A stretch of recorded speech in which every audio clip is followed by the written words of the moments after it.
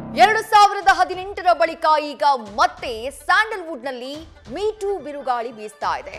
ಕೇರಳದಂತೆ ಕರ್ನಾಟಕದಲ್ಲೂ ಕೂಡ ಸಮಿತಿಯನ್ನ ರಚನೆ ಮಾಡಲೇಬೇಕು ಅನ್ನುವಂತಹ ಒತ್ತಾಯ ಹೆಚ್ಚಾಗ್ತಾ ಇದೆ.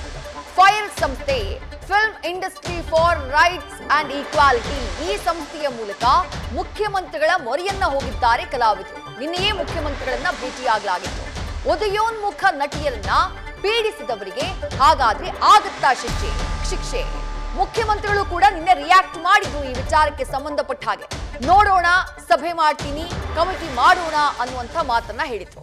ಬಟ್ ತುಂಬಾ ಗಂಭೀರವಾಗಿ ಈ ವಿಚಾರಕ್ಕೆ ಸಂಬಂಧಪಟ್ಟ ಹಾಗೆ ಚರ್ಚೆಯನ್ನ ಮಾಡಲಾಗುತ್ತಾ?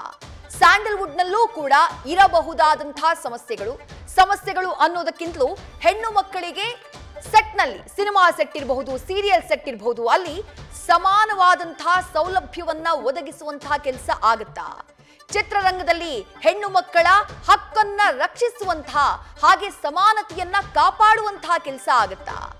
ಕೇರಳದ ನ್ಯಾಯಮೂರ್ತಿ ಅಲ್ಲಿ ಹೇಮಾ ಸಮಿತಿಯನ್ನ ಏನ್ ಮಾಡಿತ್ತು ಕೇರಳ ಸರ್ಕಾರ, ಅದೇ ಮಾದರಿಯ ಸಮಿತಿಯನ್ನ ರಚನೆ ಮಾಡಬೇಕು ಅಂತ ಹೇಳಿ ನಿನ್ನೆ ಮುಖ್ಯಮಂತ್ರಿಗಳನ್ನ ಭೇಟಿಯಾದಂತಹ ಫೈರ್ ಸಂಸ್ಥೆ ಮನವಿಯನ್ನ ಮಾಡಿದೆ. Film industry for rights and equality Kannada ಚಿತ್ರರಂಗದಲ್ಲಿನ ಸ್ಥಿತಿಗತಿಗಳ ಬಗ್ಗೆ ಅಧ್ಯಯನ ಮಾಡಬೇಕು.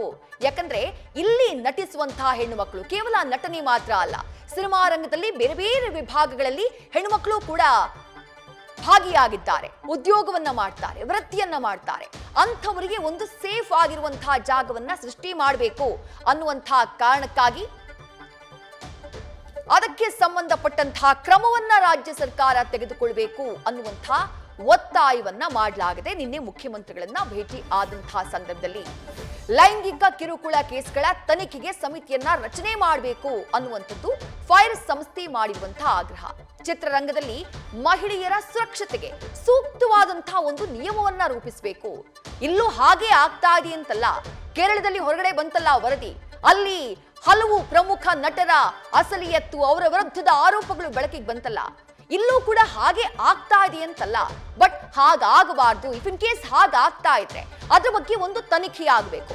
ತನಿಖೆಯಾದಂತಹ ನಂತರದಲ್ಲಿ ಇಲ್ಲಿ ನಟನೆ ಮಾಡುವಂತಹ ಹೆಣ್ಣು ಮಕ್ಕಳು, ಇಲ್ಲಿ ಸಿನಿಮಾ ರಂಗದಲ್ಲಿ ಬೇರೆ ಬೇರೆ ವಿಭಾಗದಲ್ಲಿ ಕೆಲಸ ಮಾಡ್ತಾ ಇರುವಂತಹ ಹೆಣ್ಣು ಮಕ್ಕಳು, ಅವರಿಗೆ ಒಂದು ಸೇಫ್ ಆದಂತಹ ಜಾಗ, ಅವರ ಸಮಸ್ಯೆಗಳನ್ನ ಆಲಿಸೋಕೆ ಸೂಕ್ತವಾದಂತಹ ಒಂದು ಸಂಸ್ಥೆ, ಅದನ್ನ ರೆಡಿ ಮಾಡುವಂತಹ, ರಚನೆ ಮಾಡುವಂತಹ ಕೆಲಸ ಆಗಬೇಕು ಅನ್ನುವಂತಹ ಒತ್ತಾಯವನ್ನ ಮಾಡಲಾಗಿದೆ.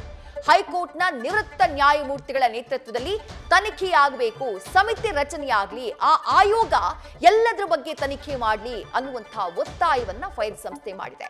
ಜೊತೆಗೆ ತನಿಖೆಗೆ ಸಹಾಯ ಮಾಡೋಕೆ ನಾವು ಸಿದ್ಧ ಇದ್ದೀವಿ ಅಂತ ಹೇಳಿ ಫೈರ್ ಸಂಸ್ಥೆ ಹೇಳಿದೆ. Film industry for rights and equality ನಾವು ಸಿದ್ಧ ಇದ್ದೀವಿ ಅಂತ ಹೇಳಿ ಮುಖ್ಯಮಂತ್ರಿಗಳಿಗೆ ಈ ಸಂಸ್ಥೆಯ ಸದಸ್ಯರು ಹೇಳಿದ್ದಾರೆ.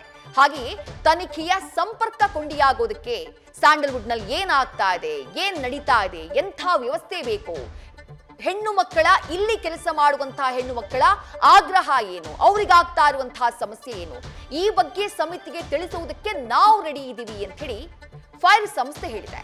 ಸಮಿತಿಯ ತನಿಖಾ ವರದಿಯನ್ನ ಬಹಿರಂಗಗೊಳಿಸಬೇಕು ಅನ್ನುವಂತಹ ಆಗ್ರಹವನ್ನ ಕೂಡ ಮಾಡಿದೆ. ಯಾಕಂದ್ರೆ ಕೇರಳದಲ್ಲಿ ಸಮಿತಿಯನ್ನ ರಚನೆ ಮಾಡಿದಂತಹ ನಂತರದಲ್ಲಿ ಆ ಸಮಿತಿಯ ವರದಿ ಹೊರಗಡೆ ಬಂದಿದ್ದು ಹಲವು ವರ್ಷಗಳ ಬಳಿಕ.